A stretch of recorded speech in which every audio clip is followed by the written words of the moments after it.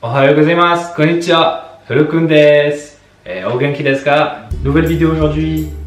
Je vais te parler des stratégies que tu peux utiliser pour apprendre plus facilement du vocabulaire en japonais. Mais avant, comme toujours, je t'invite à aller faire un tour sur ma page Facebook. Tu sais où je t'informe donc de ce qui se passe sur la chaîne, des news en japonais, et aussi où je publie des citations qui peuvent te permettre aussi d'apprendre le japonais, de te familiariser avec la culture japonaise. Et tu peux aussi aller faire un tour sur ma page Instagram où je publie chaque jour un nouveau kanji, où je t'apprends les tracés, je t'apprends leur signification, leur lecture. Mais revenons au sujet du jour, à savoir comment tu peux apprendre du vocabulaire japonais plus facilement, quelles stratégies tu peux adopter, et j'en ai sélectionné 5 pour toi. Alors la première, ça va être d'apprendre du vocabulaire par l'écoute. Alors ça peut peut-être étonnant, pourquoi que par l'écoute? Je vais t'expliquer tout ça maintenant. Eh bien, en apprenant du vocabulaire par l'écoute, eh bien tu vas te réapproprier en fait les mécaniques d'apprentissage que tu as utilisées de façon plus ou moins consciente quand tu étais enfant pour apprendre ta langue maternelle. C'est-à-dire que tu as appris d'abord par l'oral, par l'écoute, et qu'ensuite on t'a fait écrire les mots que tu as appris. Donc pour apprendre une langue, et contrairement à ce qu'on fait globalement dans une salle de classe, il faut apprendre d'abord en partant de l'oral, et ensuite on arrive à l'écrit. Donc moi personnellement, mes premiers mots en japonais, je les ai appris grâce aux animés, en écoutant, en faisant que réécouter en fait les mots, j'ai fini par les apprendre.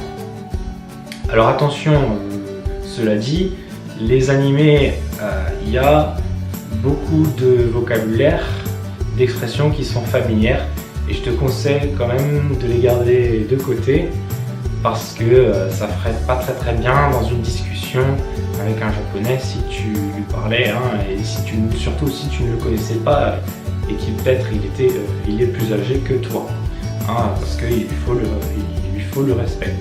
Donc en résumé, dès que tu entends un nouveau mot, tu vas chercher à l'écrire, à trouver sa transcription et ensuite sa signification. De cette façon, tu vas mieux retenir. Moi personnellement, c'est donc la méthode que j'utilise, une des méthodes que j'utilise pour apprendre du vocabulaire. Là, le deuxième conseil que je vais te donner, c'est quand tu connais un mot ou que tu rencontres un nouveau mot, la plupart du temps, il y a beaucoup de mots comme ça, ils sont formés de plusieurs kanji. Eh bien, ce qu'il faut faire dans ce cas-là, c'est chercher en fait la signification des kanji qui forment le mot que tu rencontres. Ça va être très efficace de faire comme ça, parce que tu apprends rapidement de nouveaux mots. Tu peux également faire l'inverse, c'est-à-dire essayer de voir quel mot en fait, quand tu vois un nouveau kanji ou un kanji que tu connais déjà, essayer de voir quel mot tu peux former avec ce kanji là. Je vais te donner un petit exemple. Donc tu connais la ville de Tokyo, et tu sais que ce mot-là est formé de deux kanji. Donc tu vas chercher la signification de ces deux kanji. Le premier, tu vas savoir que en fait ça signifie l'Est, et le deuxième, ça signifie capitale.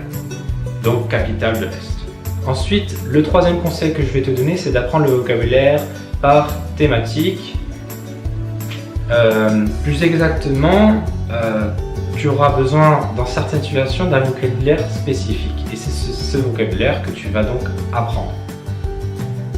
Par exemple, tu dois parler par exemple de ta famille, eh bien tu vas apprendre le vocabulaire de la famille tu vas au restaurant, tu vas apprendre le vocabulaire du restaurant pour pouvoir commander, etc., etc.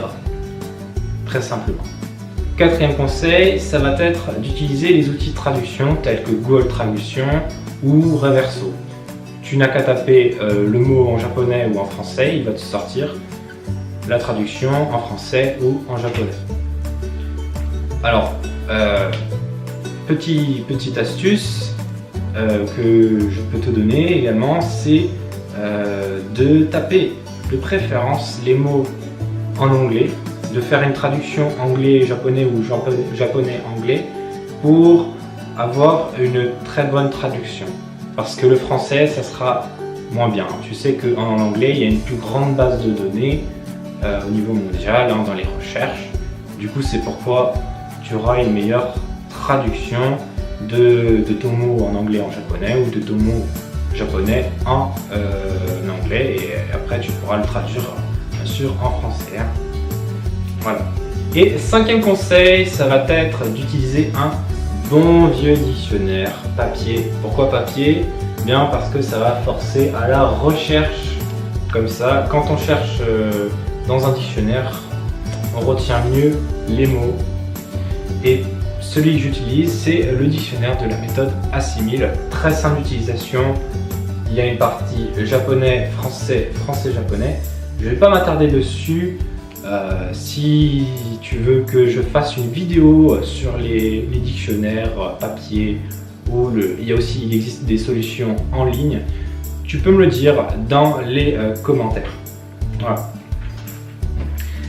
Donc on a vu les 5 stratégies pour apprendre plus rapidement, plus facilement du vocabulaire en japonais. J'espère que tu as apprécié cette vidéo puisqu'elle est terminée. Et si c'est le cas, tu peux lâcher un pouce bleu, à t'abonner à la chaîne si ce n'est pas encore fait. Et aussi, tu peux cliquer sur le lien là qui s'affiche dans la fiche ou il est également dans la description.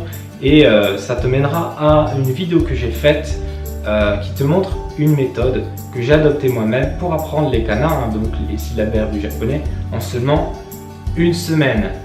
Voilà, je te dis bye bye, prends soin de toi et ganbarimashou!